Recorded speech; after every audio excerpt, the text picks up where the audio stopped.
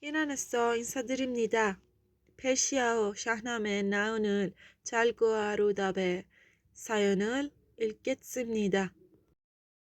چو خورشید تابنده شد ناپدید، در حجره بستند و گم شد کلید. پرستنده شد سوی دستان سام، که شد ساخته کار بگذار گام. سپهبد سوی کاخ بنهاد روی، چنان چون بود مردم جفت جوی.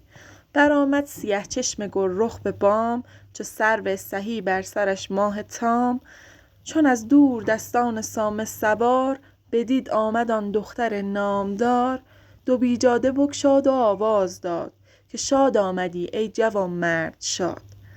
درود جهان آفرین تو باد، خم چرخ گردان زمین تو باد. سپهبد کز آن گونه آوا شنید، نگه کرد خورشید رخ را بدید. شده بام از آن گوهر تابناک، به جای گلش سرخ یاقوت خاک. چنین داد پاسخ که ای ماه چهر، درودت ز من آفرین از سپهر. چه مایه شبان دیده اندر سماک، خروشان بدم پیش یزدان پاک. همی خواستم تا خدای جهان، نماید مرا روی تو در نهان. کنون شاد گشتم به آواز تو، بدین چرب گفتار با ناز تو. یکی چاره راه دیدار جوی، چه پرسی تو بر باره و من به کوی. پری روی گفت سپهبد شنود، ز سر شعر گلنار بگشاد زود.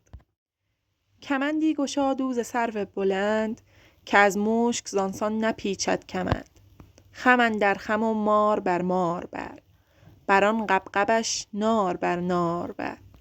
بدو گفت بریاز و برکش میان، بر شیر بگشای و چنگ کیان. بگیر این سیه گیسو از یک سوم، ز بهر تو باید همی گیسوم. نگه کرد زال اندران ماه روی، شگفتی بماند اندران روی و موی. چنین داد پاسخ که این نیست داد، چنین روز خورشید روشن مباد. که من دست را خیره در جان زنم، بر این خسته دل تیر پیکان زنم. کمند از رهی بستد و داد خم، بینداخت خوار و نزد هیچ دم. به حلق اندر آمد سر کنگره، برآمد ز بن تا به سر یکسره. فرود آمد از بام کاخ بلند، به دست اندرون دست شاخ بلند.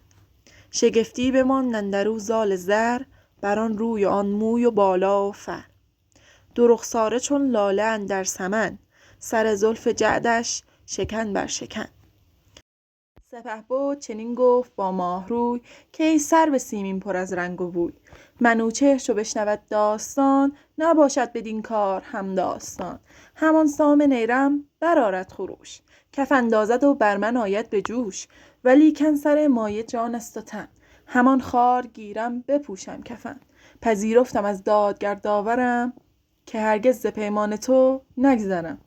شوم پیش یزدان ستایش کنم، چو ایزد پرستان نیایش کنم. مگر کو دل سام و شاه زمین، بشوید ز خشم و ز پیکار و کین.